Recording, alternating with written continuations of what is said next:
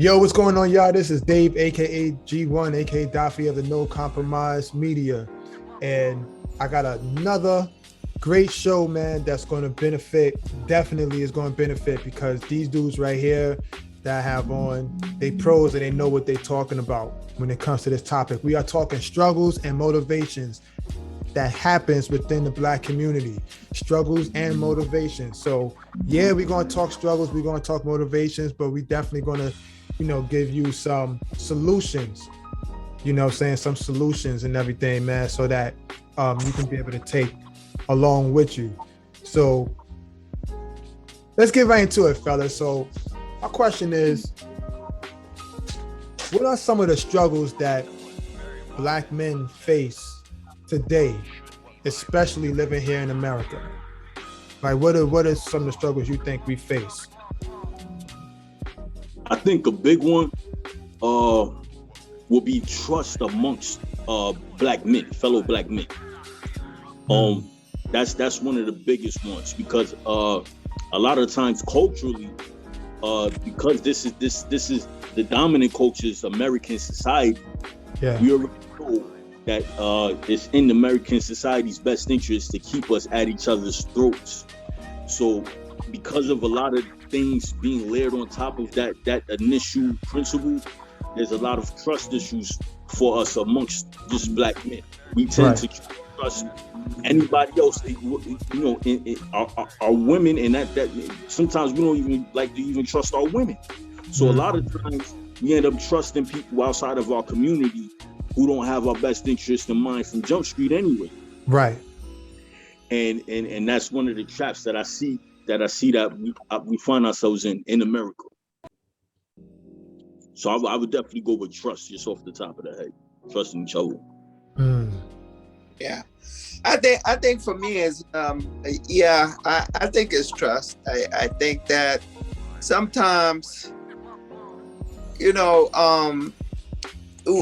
feel like we have to trust the other people to take care of us. Like even the successful Black people, I don't know how many other Black people they have like on top of their, like as CEOs or managers or whatever, like the Black people that run companies. Right. So I think that there's a lack of trust in that, you don't know who to trust. You don't know who's gonna be jealous of you. You don't know who's gonna have something against you for making more money than they do, or whatever. So most people just end up going outside the culture in terms of if they want to start like a business, because you literally don't know what the next man is gonna do to you for being successful. You get what? So I think it's just that lack of trust in general.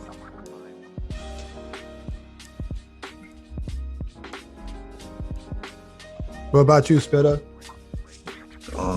I guess with us as a people, I guess building our finances, like structure, like building our foundation for family and stuff like that. Like I think that's something there's a lot of us that are building foundation, and that are like, we didn't have a foundation that we, like some of us didn't have a foundation, but somehow we are making or producing family with structure. But I think we still need to continue working on that, like building family and foundation and our finances, stuff like that. Building overall, I mean. That's what's up. So what? True or false? You guys. And this, you guys can take this. But true or false, to you, true or false, they say Black men don't talk about their depression that they face. Do you guys think, is that true or is it false, and why? I think is I think true for some people. Like for me, I'm a young black man, but I talk about how I'm feeling. You know, I think that's the I you know, I remember when you were studying the Bible, the first time I met you, I was having a really rough day. Yeah. And I just kind of told you how it was. Yeah. I think that, you know, the brother that was James French-Moore, the brother that was studying the Bible with you, had a hard time with me doing that because he's like, yo, he's trying to get to know God. You already know God, and you just, you know, you just kind of up the whole study. I'm like, that's not really, you gotta be honest with people about where you are. It doesn't matter. You can hide it, and then they'll become, you know, followers of Christ, and then they find out, oh, Christians do struggle.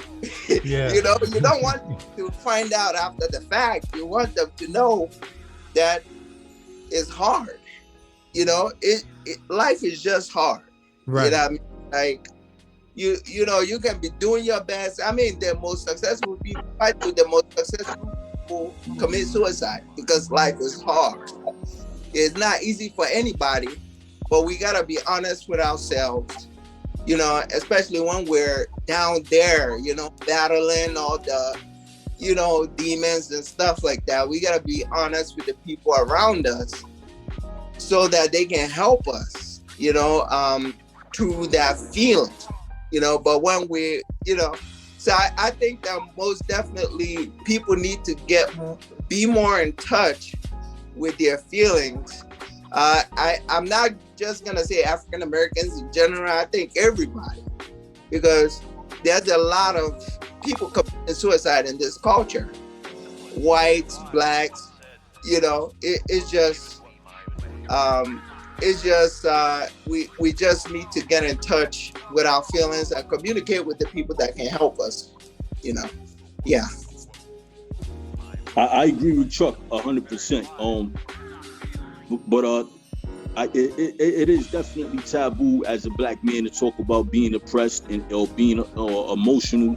You know, especially from my environment, Dave. You know, coming from the Jacks, you know, they'll use any excuse to try to say you soft. So we learn to deal with stuff, and a lot of times just to react to stuff with aggression.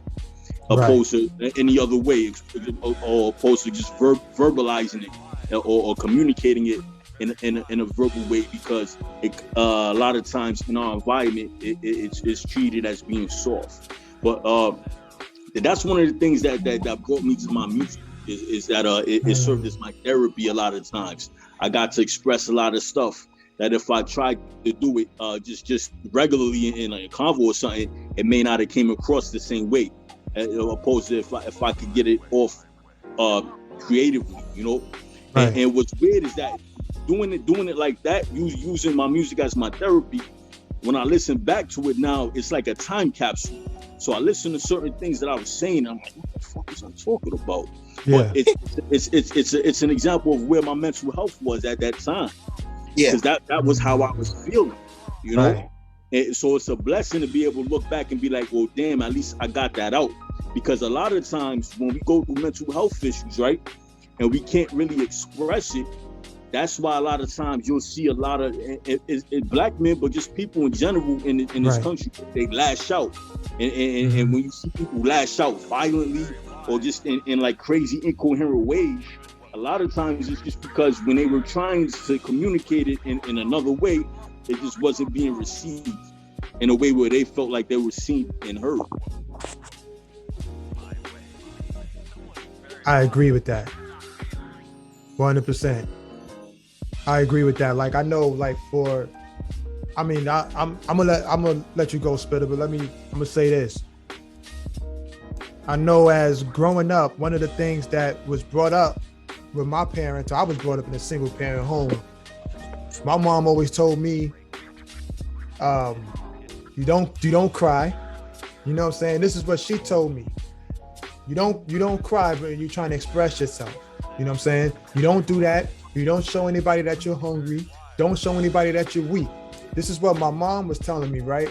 So at the time, I'm like, yeah, this is what all right, I'm gonna go along with that. This is what it is. But I didn't understand. Like now I understand, but I didn't understand at the time that this is what was taught to her.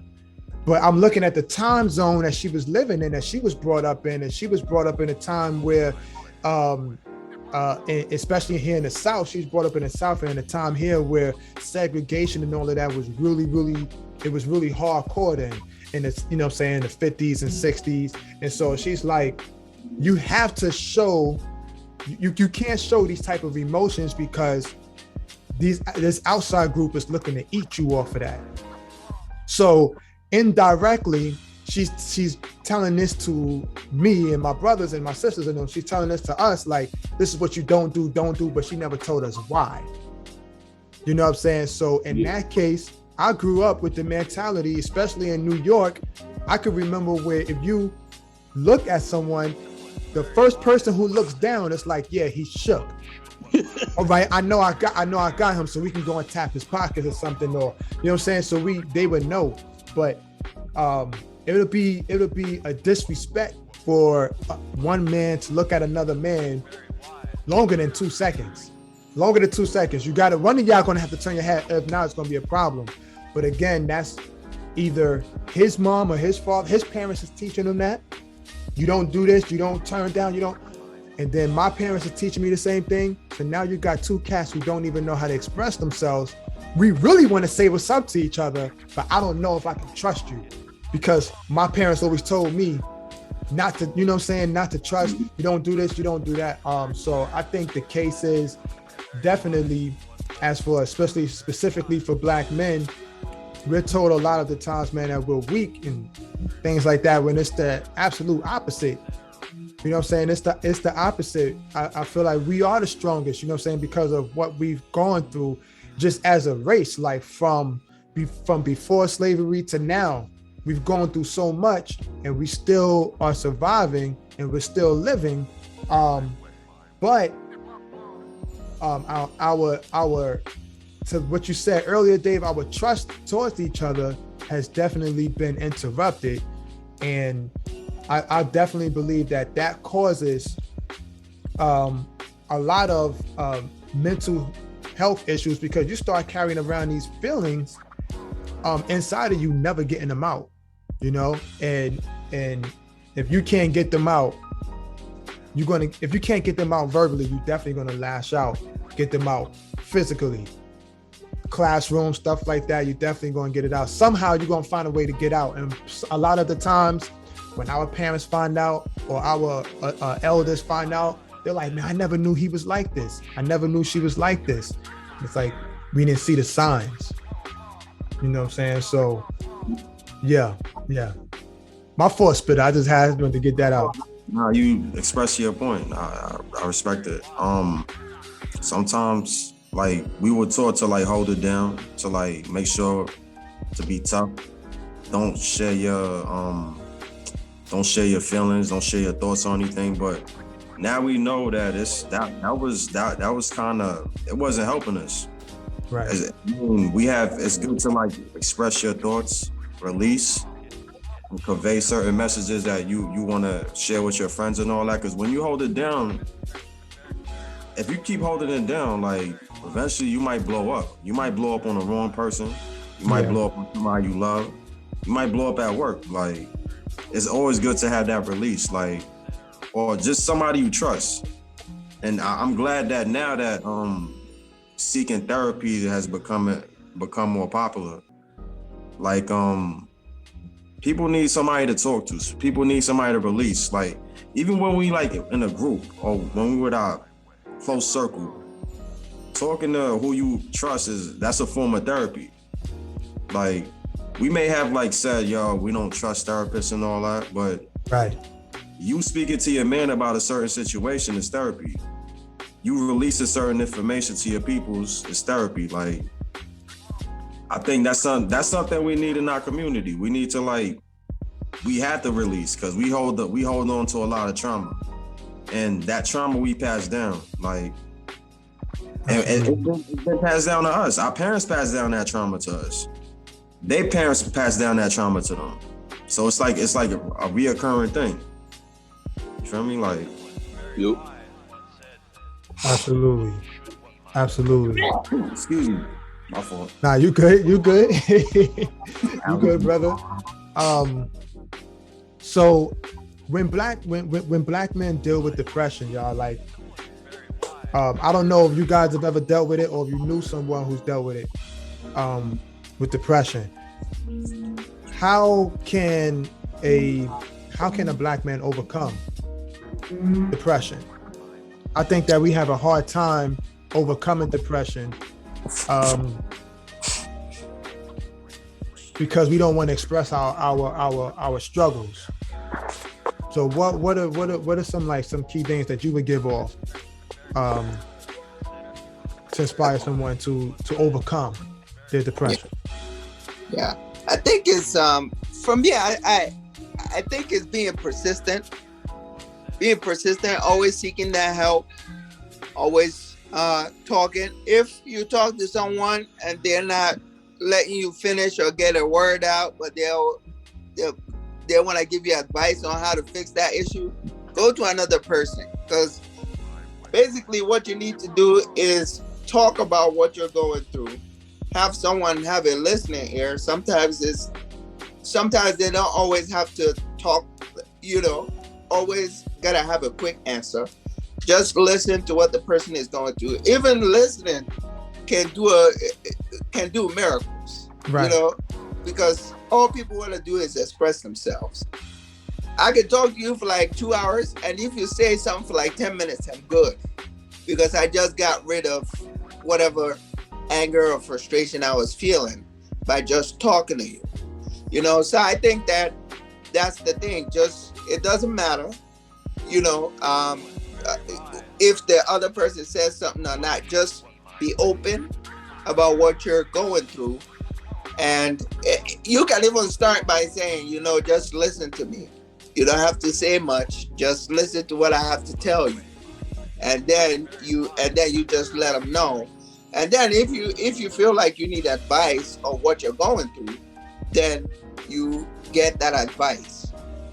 But I've been depressed. I've been frustrated, especially right before I got married to my wife. I got a bachelor's degree, couldn't find a job, did every job in the world, worked at Toys R Us for like for a seasonal job at Toys R Us, and then they let me go. They were like, "Oh, you work so hard, we're gonna keep you," and then they let me go because I went on my honeymoon. Wow. I skipping that, what I mean? Yeah. So they let me go because of that. I worked at a car wash spot, but because it was snowing so hard one time in New York and I couldn't dig out my car, they were like, "You're unreliable, let me go off of that." And then right before I got married, I had like so many people tell my wife, "Don't marry him, he's lazy, he doesn't have a job, he got a bachelor's degree. You want a man that could provide for you, you want a man that could take care of you." And I had to walk around with this stuff because these are people that I see in church on a regular basis. I see them in church Sunday. How do I deal with this person that just disrespects me like this to my soon-to-be wife? Right. So I seek advice from a lot of people that I trust and a lot of people that I love, and they didn't even have to talk back. They just had to listen to what I was feeling because it was very hurtful what was going on, So that's just how you just gotta be persistent. If something doesn't work, you get a degree in something that doesn't work, then you find out what else am I good at that can help me, that I can do to help supply me that income, And so I really found what I love to do now, which is, taking care of people. I work in nursing homes, taking care of people. But what I got my degree in, I did not get a job with that, Yeah. Oh, and I looked for 4 years, and nothing. So it's just a matter of listening to somebody, seeking advice, and just helping that person know before they help you. Either I just need you to listen, or I need your advice. You know, yes, you know, yeah. So.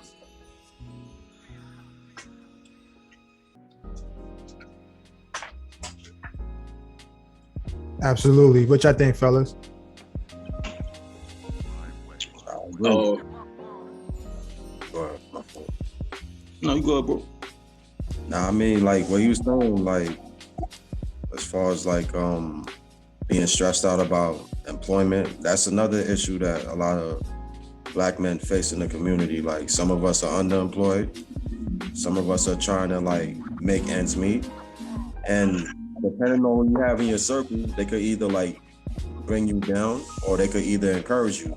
And you always hear stories about like people saying, oh, he doesn't make enough, or he's less of a man. As men, we tied to what we earn and what we make as part of our manhood. So when people look at us like, yo, you don't make enough, that kind of has like an effect on our psyche sometimes. Like, oh wow, yeah. That's why I know me personally, that's why I like push hard to like just work. Like that's tied to like me, and I don't know why I do that. It's just tied to like you being called a man, a provider, and stuff like that. But when we're underemployed in our community, people, that's another form of stress.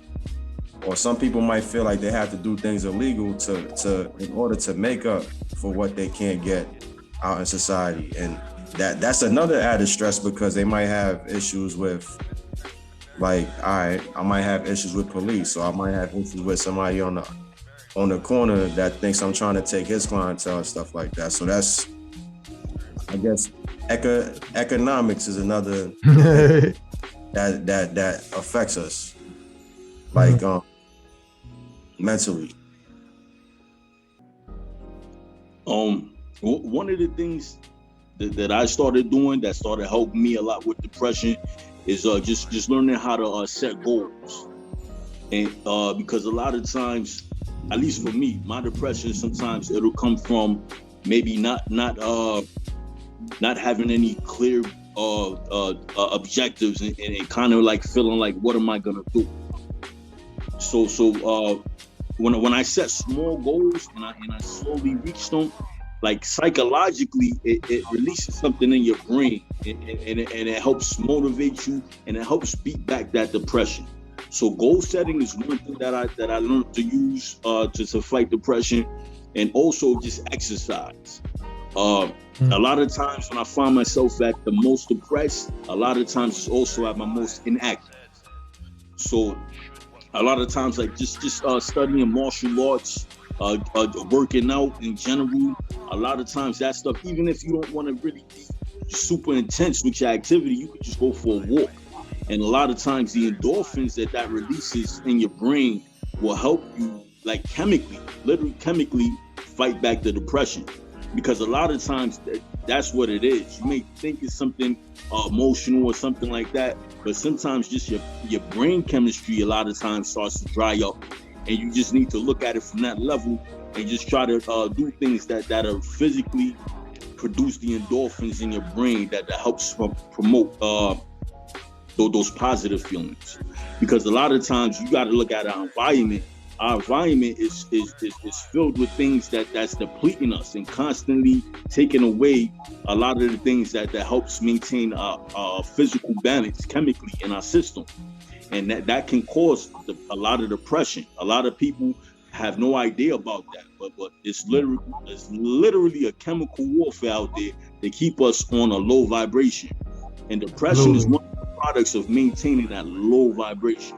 So I just try to do the research on different tactics to trying to fight that back and just keeping everything balanced. Absolutely. Like what David was saying, not to go off the top, what he was saying, sometimes you got to get yourself out that environment too. Like your environment might be super depressing. You might have dope fiends over here. You might have dog feces over here. You might have like shooting on like around the corner. I'm not saying that's every neighborhood, but right. Yourself out that you can change your environment, like even if it's temporary, like just decorating your home a certain way, or like taking a short trip, like out of your community sometimes.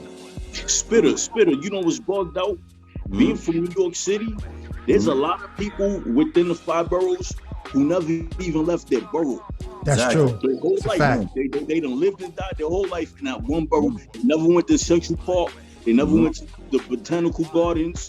So all they see is what you just described a lot of times.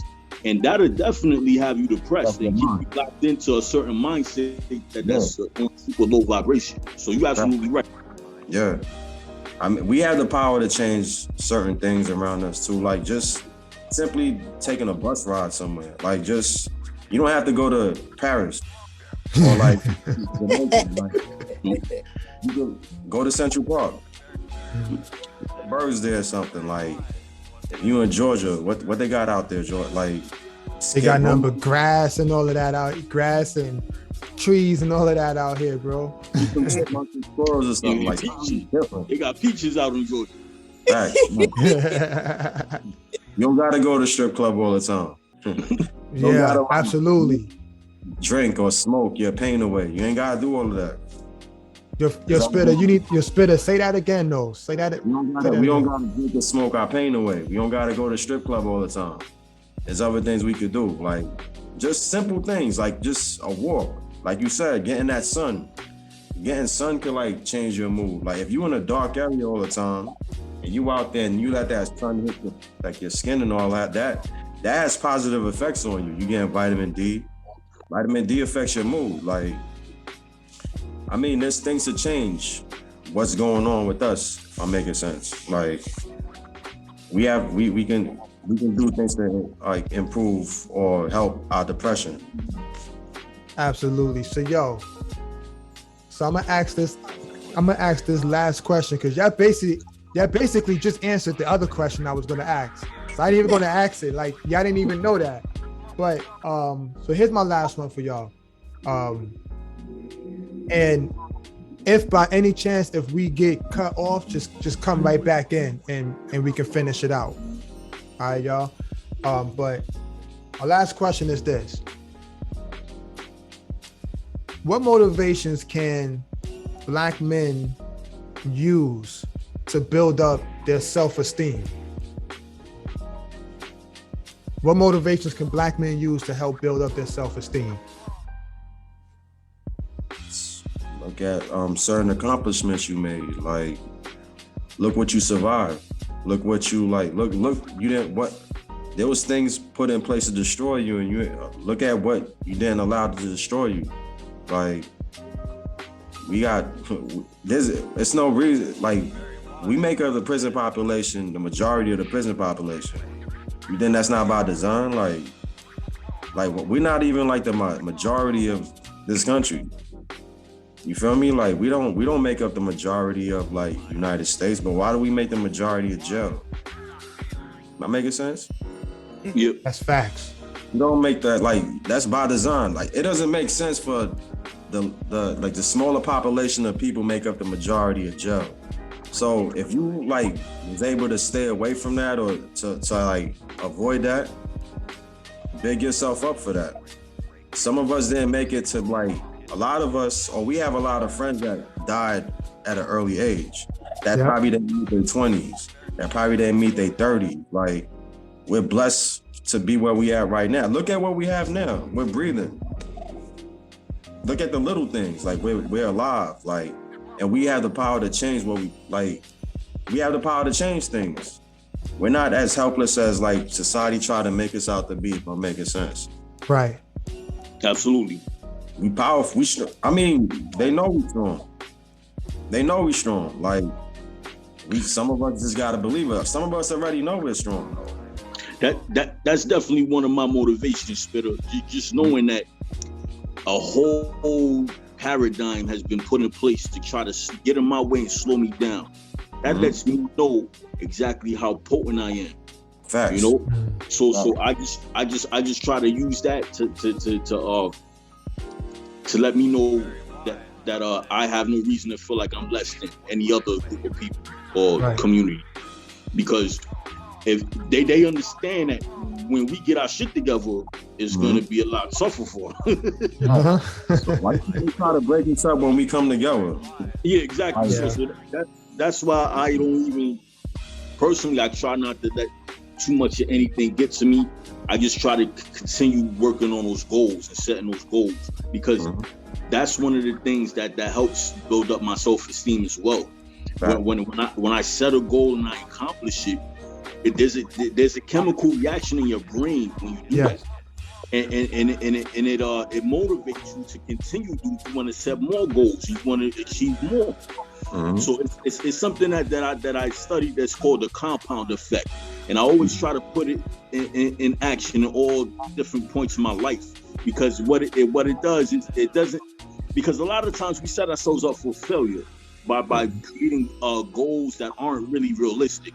So then when we don't achieve them, or we don't even put any action toward achieving them, that actually helps chemically promote depression in us. But when you set those little goals and you knock them down, it may not be a big deal, but mentally you're building yourself up. Exactly. To actually achieve the big ones. And then before you know it, you're doing shit that you didn't even know you'd be able to pull off, because you work yourself there step by step. So it's building, I would say, just to help build your self-esteem, just to set small goals. Learn how to set small goals that lead to the big ones. Yeah. And also, like, that's a very good one. Setting up goals will really, especially ones that you can accomplish, will really help your self-esteem. And then once you accomplish that, then you have your mind set on what else you can accomplish. And also just know that the whole entire system was built to oppress you, and you're still here. You're still fighting. You're still able to breathe. And it's like God is giving you today. Use it to the best of your ability. Do whatever you can today to advance yourself in whatever way you can. I think that, for example, what helps me be motivated is when I'm able, like, I sell on eBay and stuff. So once I'm like, oh, I sold something today. Okay, let me see what else I can sell tomorrow. Oh, I sold 3 things tomorrow. Okay, let me see what else I can sell the next day. So it's just setting up little goals here and there. I remember wanting to, sell like 40, 50 items a day, and then I'll get depressed, and then I'm like, okay, you know what? I'm good. It's not working out for me, but actually just like setting up maybe selling one thing a day. The next day you might be able to sell 2. So it's just setting up goals that you can meet, not going like extra, because then if you go extra, you don't meet any of them, then you're gonna get depressed, and you're gonna be like, it's not worth it, it's not worth my time. So like, for example, today I looked at my wife, I was like, oh man, it looks like we have a lot of bills and stuff. We're still paying off one of our cars. I was like, so how much is left? And she told me. I was like, okay, let's just use whatever I made over eBay and just pay it off. So now that's one less expense that we have, which will motivate me to sell more on eBay. But it's stuff like that, like, just find out what you accomplished. It doesn't even have to be selling anything. What did you accomplish yesterday? Was your accomplishment not to curse? Okay, I didn't curse yesterday. Okay, let's try to see, maybe if we don't curse, and then if we get something else accomplished on top of that, let's add that to the list. But so it can just be just small little things. Absolutely. That will make us happy, and that will just reset our mood, reset our mind, make us want to do even better the next day. So like, for me it's financial, but for the other person it may not be financial. It might just be, I have this goal, let's meet it, and then let's try to set another goal for the next day. Let's meet that, you know. So yeah. Absolutely. But yo, fellas, I thank you guys for your time, man. I know it was, you know what I mean, y'all dropped some jewels, but I know it's an off day, man. But I agree with the fellas, man. If the way to get out of this as black men, we got to understand that we got the weight of the world on our shoulders. Literally, we wake up like that all the time because of all of the propaganda that's put up against us. And because a lot of us don't understand our strength in what our melanin brings, we don't understand that that chemical sense that Dave and what Spitta was talking about that's your melanin, man. And just off of that should help boost you up. I would say make room for your mistakes, make room for your bad decisions so that you can learn from it. You know what I'm saying? It's always time to learn. So you make room for learning, make room for your mistakes, hold yourself down. You know what I'm saying? That's what it is. Yo, Dave, one more thing. Oh, I'm yes, sorry. Indeed. But you know what? Your situations in New York really inspired me a lot. You know, I was looking at you with everything that was going on. And I'm like, man, this guy is, you know, is going through this, has his head held. I was just saying that your situation back when you were in New York, I don't know how many people know of what happened to you. It was very motivating for me to see you never give up, to see everything, how the system was trying to work to break you down, but you never gave up. You were always there, always in the fight, always held your head high, you know, where most people would just be depleted, just like giving up in life. You never did that. So seeing you go through that stuff actually gave me hope that, you know, is everything that happens is based on our decision. Like, we'll decide to give up in life. We'll decide to let whatever it is break us down. But if we're motivated to keep going, nothing can, no matter how hard the system tries, it will never break us down. So I respect you a lot because of what I saw you go through and how you came out of it. Never giving up. So, yeah. Absolutely. Good looking, Chuck, man. I know, Spitta, I know you wanted to say something. Now I wanted to say, like, I saw it's like to build our esteem, like, look what our ancestors went through. Like, they came through on ships. We on this side of the earth because of, like, slave trade. Like, how many people didn't make it on that journey to be on this side of the planet? Millions. You know what I mean? Like, a lot of people died, and we're proof that our ancestors are strong and they survived. Like we're living proof. And it doesn't matter if like I mean, they let us off on different places. Like they let us off on the Caribbean. They let us off in North America. They let us off in like Latin America. Like, we still have to go through that journey. I know sometimes they might have to, like, there's certain people that might try to separate us based off where we're from. Yeah. It even happens in America. Like, yo, I'm from the South. You're from the North, but where your ancestors come from. Like, we weren't, like, I mean, there always some type of division with us. Like, even in a continent, there's division. But my point is that our ancestors are very strong people to make it to that journey and to like survive and to have us, their offsprings, just still here. We have to redeem them. I mean, we have to like make them proud. That's how I feel. Like, that's what keep me going. Make them proud. Like, they didn't die in vain, or they didn't suffer in vain. We got to keep it going. That's that drives me. That's definitely one of my motivations as well. Just paying tribute to the ancestors. And it was weird. Personally, what I noticed is that when I started consciously just libating and just sending praise to the ancestors, my life started changing. Things started coming together for me. It's weird. I really started making conscious efforts to honor the ancestors. Things started coming together.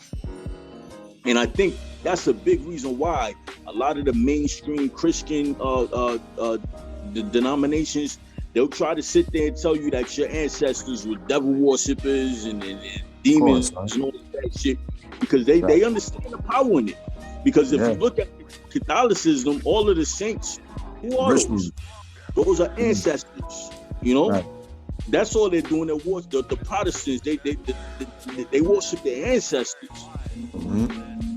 All these monuments that they're tearing down, a big reason why they're fighting back from it is because for them, that's their ancestral worship. You know? So they don't really care about what they was doing in the past, because that's what got them the wealth they have now. So they're worshiping that. You know? I feel guilty about it if you gain your spoils, right? Exactly. So along the lines of what you were saying, Spitta, if we start showing more praise and protecting that, I think it'll help us out a lot, man. Facts. Especially for the self-esteem spec. Yeah, I mean, we were taught to like not feel good about ourselves, man. And they did a number on us, and it still exists today. Like, you got our women going to different countries to like change their bodies. You got our men like doing things to violate us. Like, we were really, they did a number on us, but not all of us are like brainwashed. Not all of us are blindsided. Some of us are awakening. Like, we are already awakened. Like, we love ourselves. We love, not all of us hate each other. Not all of us view each other as an enemy. We were taught that though. I used to be like, yo, I don't trust this dude over here, or like, what is he doing to me? Like, how is he oppressing me? What bills is he like? What new bills is he putting in my name? Like, what is he doing? Is he stopping like my I don't know. It's just we made our enemies into like block enemies or something like that, like corner enemies and stuff. Like, what is that really stopping? I don't know if I'm going off on a tangent. You making sense. Yep. And one of the phrases that I've adopted that kind of cuts through straight to that is the concept of decolonizing your mind. You know, when you decolonize, and there's so many different layers, it's bugged out. Like, right. I think that you could really just spend the rest of your life just doing that. And but it's essential to really get to the root of what's going on with us on a mental level. I had to check some of my cousins like about stuff like that. Like, I dated a girl that was light skinned, and they was kind of proud of that. Like, they from Haiti and all that. They was like, oh, you got you a nice light skinned girl. I'm like, yo, what does that have to do with anything? Don't talk to me. Don't ever say nothing like that to me ever. Like, you got dark skinned daughters that'll hear you say to something like that. Exactly. Don't ever say nothing like that. Like, you know what that does to their self-esteem, right? Yeah. I told the mother, I'm like, you know what that does to their psyche? They're dark too. Like, I don't pick women based off of complexion. I pick them, if I like them, I like them. Like, and I'm not gonna put somebody up because of that's what our slave masters did. Right. Exactly. We not doing that. That's what I tell them. And they know not to talk to me like that. Like, don't ever brag about, don't make me, you're not giving me praise because I'm dating somebody lighter. Don't ever do that. I hate when they do stuff like that. I just had to check them. Yeah. But my point is that is this that brainwash. It still exists. It's still there. Like that. And you know, colorism is a big thing across cultures. There's this one of my colleagues from real estate. This guy, he was a listing agent. He's a Cambodian dude. and he's a little darker. He go for like a Latino, and he's from his report from the ground is that they deal with a lot of colorism because a lot of the lighter skinned Asian community, they ostracize the other communities that have darker skinned Asians. Yep.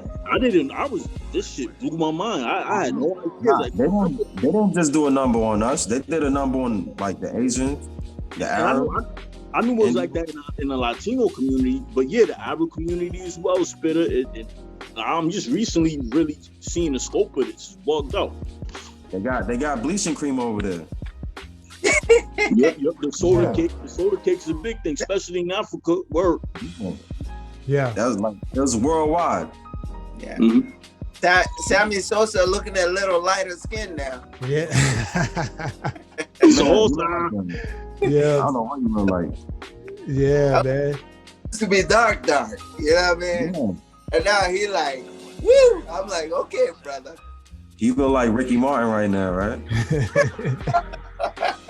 You went from looking like me to looking like Ricky Martin. Like, straight up.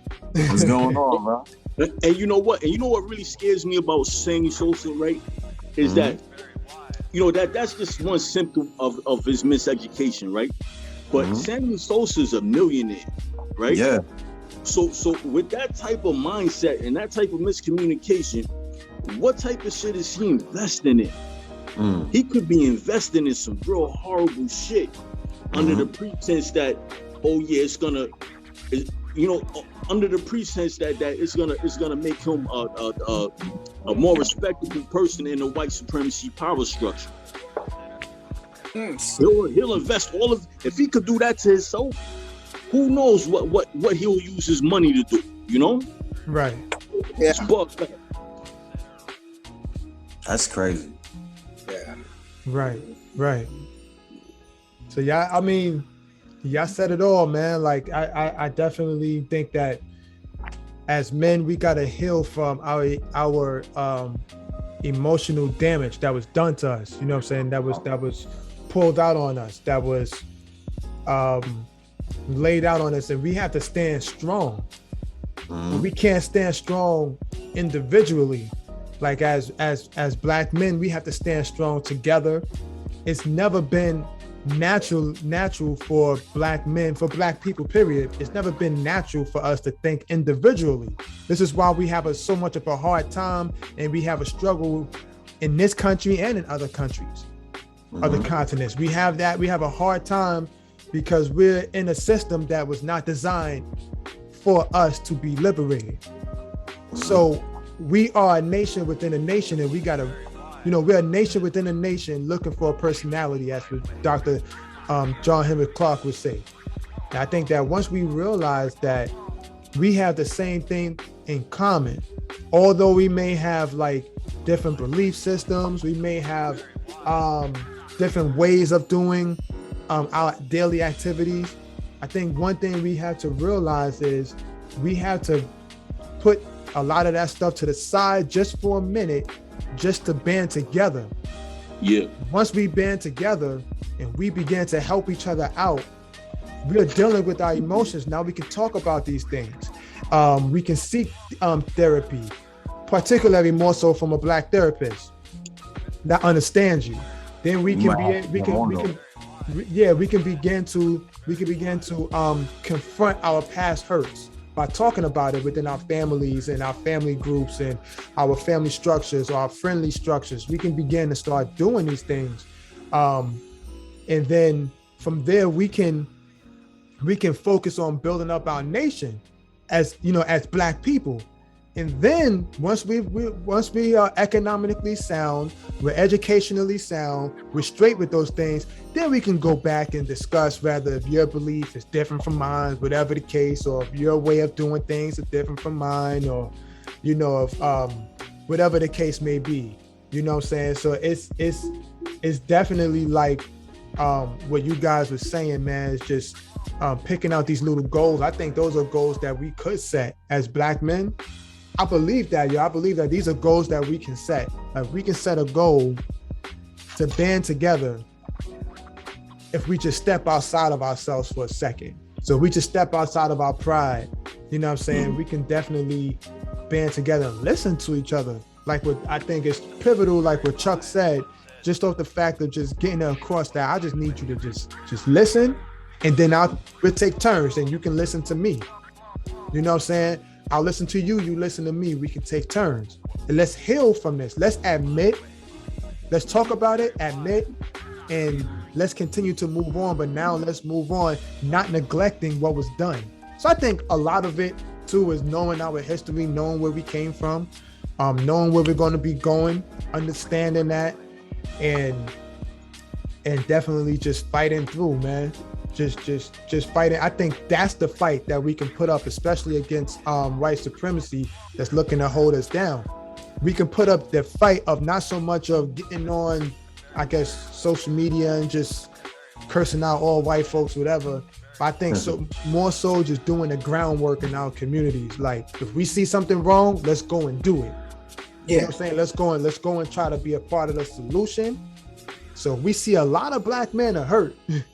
There's a lot of black men that's hurt, but they ain't talking about it. They don't want to say anything. There's a lot of black people who go through struggles. And we know like all races go through their struggles, you know what I'm saying? But it's different for black folks because the system that we in all across the world was meant to keep us down. So we got to fight. We got to fight to get out of that barrel, and we got to fight to get out the barrel within each other too. So I agree with y'all, man. And again, I appreciate you guys for even coming on. If you guys have one last word that you want to get out, definitely I'll leave the floor open and I'll let you get that out, and then we'll bounce. I just want to say that it's interesting. What you said was that as a people, we're not really used to thinking as individuals, and you know that I never really thought about it like that. That's interesting because it explains a lot as far as our issues with unity and things of that nature.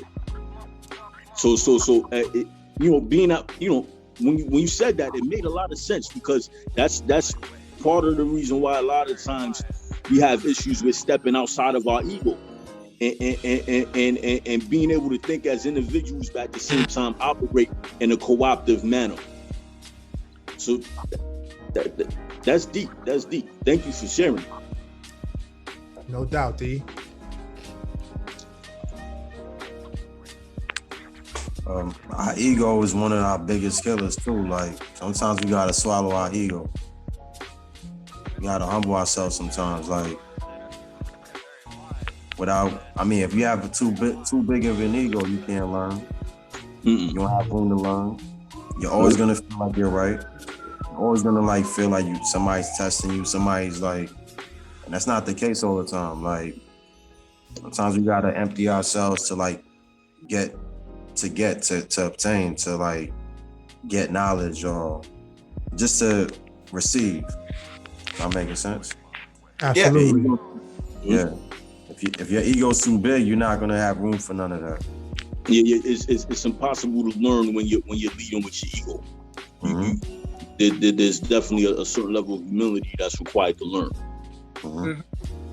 Yeah. Absolutely. So I don't know. Oh, my fault. Go ahead. No, I was gonna say thanks for inviting me. This was interesting. Oh yeah. Yeah. I'm glad this is great. Perspectives. Y'all had great perspectives. Not to cut you. My fault. Like, nah, you straight. You straight, man. I didn't mean to cut David. David was about to say something. Oh, go ahead. Oh, D. Oh no, I was just agreeing. Okay. This is a great conversation for sure. Facts. For sure.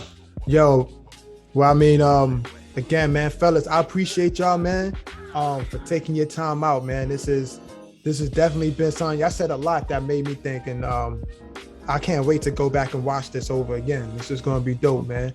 So we're gonna do it again, man. Yo, Dave, don't be surprised. I'm hitting you up again to be in another one, brother. Let me know, bro. I'm here. Yo, Spitta always is all love, brother. You already know. Chuck is all love. Good looking for being there with me, man. And Dave is all love. You already know. Peace and For love, sure. bros, Thanks for y'all. having me, I didn't brother. grow up with these dudes.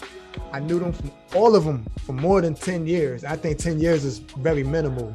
I know all these dudes for years, so I know what they're saying. They're living it. I know that for a fact because I know how they used to be, and I can see it now. They're living it. This is not. These brothers actually have professional careers in what they do. These brothers, they being real modest, you know what I'm saying? But these dudes are professionals. They're not. These dudes are professionals. They know what they're talking about. They studied it. They've been educated on it. They've gotten the American degree, I guess, paper that says they can do what they want to do. But they already know. They know what they're doing. And these dudes is all of these three men that you see, y'all, very important. Whoever's listening, whoever's vibing with us, if you vibe with us, if you watch us, these three men are actually doing things in their community. Like they are literally in their communities helping men with their mental psyche and helping men get into homes, families get into homes. And these men are they're taking care of other people's family when other families are not. They're taking care of them. They are catering to them. You know what I'm saying? Like they're not just talking it, man. They have professional careers in what they're doing and they love what they do. So I appreciate y'all, man. Much love. I'm gonna hit y'all up again, man. Appreciate y'all, man. Salute, brother. Thanks for having me. My brother, Thank y'all. have a great day. No Y'all doubt, too. no doubt. Enjoy the rest of y'all weekend.